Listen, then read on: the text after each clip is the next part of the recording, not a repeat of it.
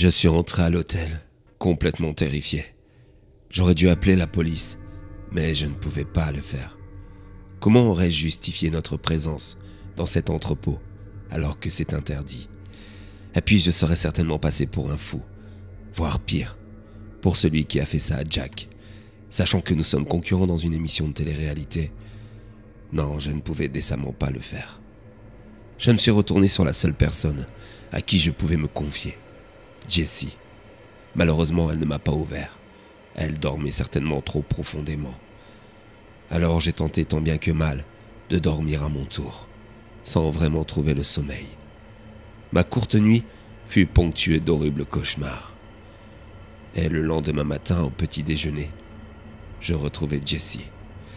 Je m'empressai alors de vouloir tout lui raconter. J'allais entamer le couplet sur l'horrible mort de Jack, quand celui-ci est apparu dans la salle à manger, arborant un sourire.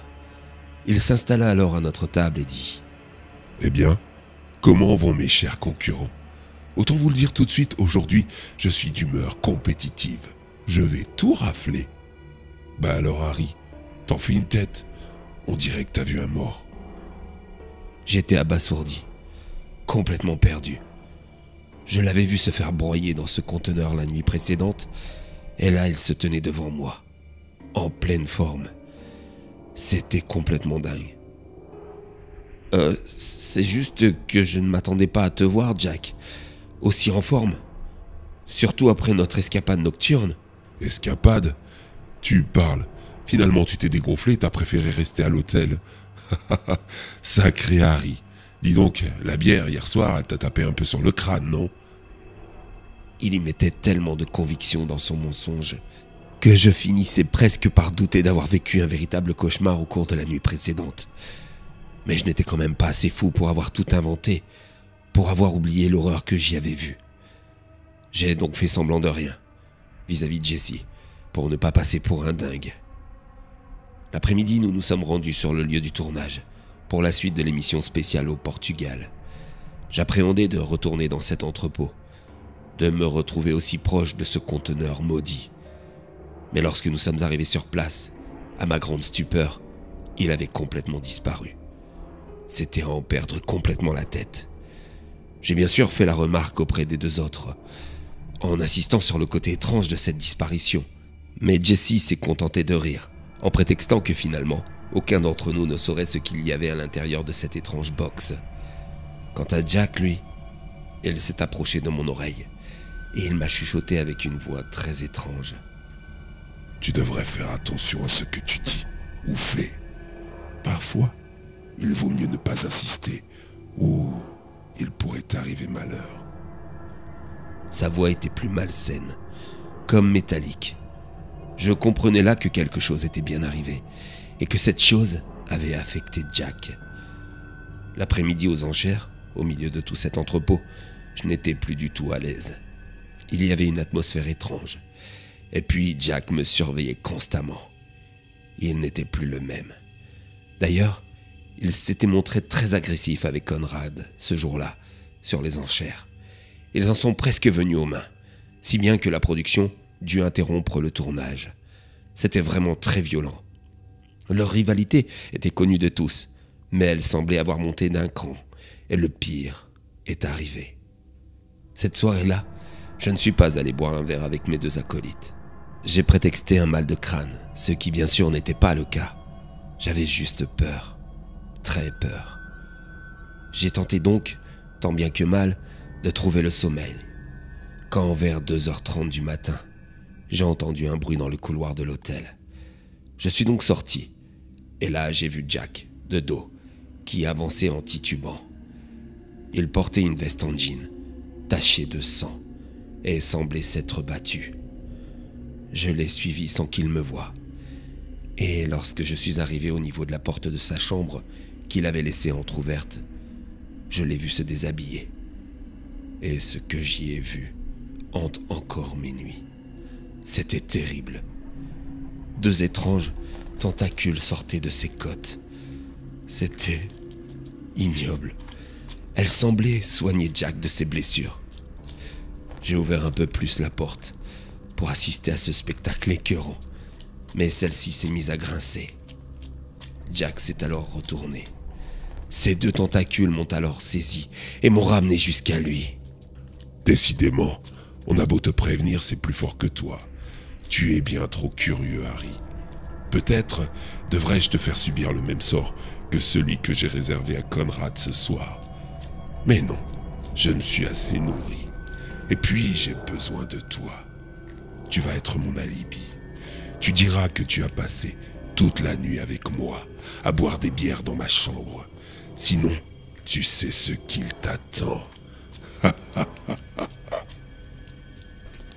Il m'a jeté avec une force inouïe.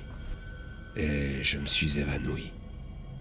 Le lendemain matin, au petit déjeuner, les producteurs sont venus nous trouver pour nous annoncer quelque chose de terrible. Les restes de Conrad avaient été retrouvés, dont sa tête à moitié déchiquetée, dans les docks. Bien sûr, vu l'altercation entre la victime et Jack, les soupçons se sont immédiatement portés sur celui-ci, même si les enquêteurs ont tout de suite émis l'hypothèse d'une bande de chiens enragés.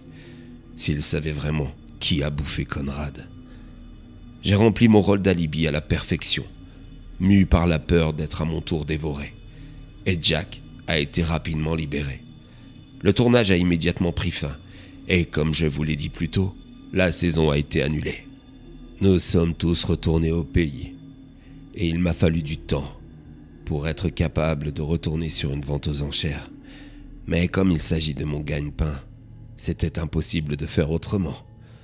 Je tentais tant bien que mal de retrouver une vie normale, mais je restais marqué par ce qui s'était passé au Portugal.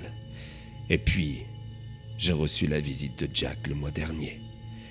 Je n'oublierai jamais ce qu'il m'a dit. Harry, mon ami Harry, je t'ai sous-estimé. Vois-tu, je me dois de te dire quelque chose. Tu mérites vraiment de faire partie des nôtres. Sache-le, mon ami, c'est un vrai privilège. Il y a les élus, et puis il y a ceux qui nous nourrissent. Je ne comprends pas, Jack. Qu'est-ce qui s'est passé? Je t'ai vu te faire écraser, broyer. Comment peux-tu être là devant moi en pleine forme? Je comprends, mon ami. Laisse-moi donc tout expliquer. Vois-tu, je suis une version améliorée de Jack. Pour devenir ainsi, il faut d'abord arracher l'âme de l'enveloppe corporelle, notre ancienne enveloppe, qui elle est dévorée. Puis une fois que cette âme est libérée, on la remet dans une autre version de ce corps, mais plus forte, plus puissante, comme tu as pu le voir au Portugal. Ainsi est la volonté de notre maître à tous, Deus Subiens. Il est le père de tous les pères, le créateur et modifieur de ce monde obsolète, où l'humain n'est rien qu'une forme de nourriture pour nous. Vous n'êtes que des sous-êtres.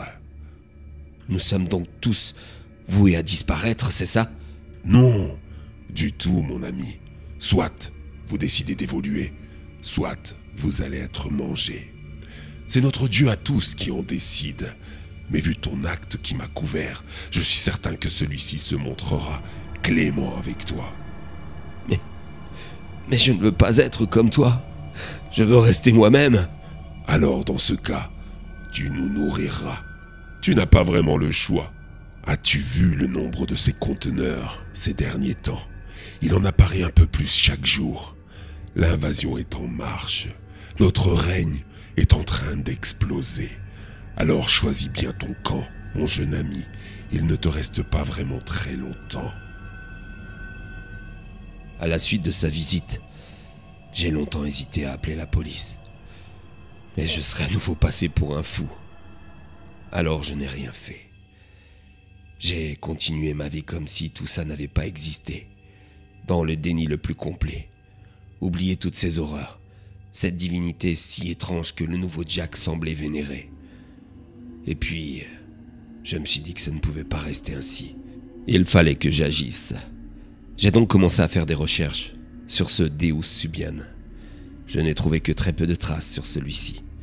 Mais il semblerait que cette divinité cherche à remplacer les humains en créant un clone pour prendre le total contrôle, pour créer sa propre race.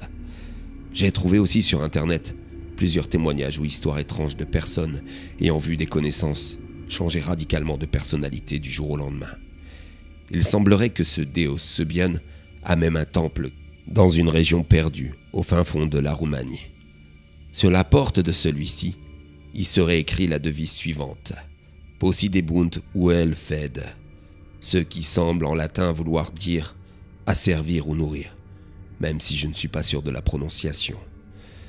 Voilà donc à quoi nous servons pour ce Deus Subian. Demain, je dois rencontrer une femme qui a survécu à une histoire très étrange. Elle est passée pour folle, car elle aurait assisté à un sacrifice perpétré par une secte. Elle dit y avoir vu des hommes avec des tentacules qui sortaient de leur corps. Ces tentacules auraient attrapé la femme mise en sacrifice et l'auraient déchiquetée en morceaux, puis les restes auraient été dévorés.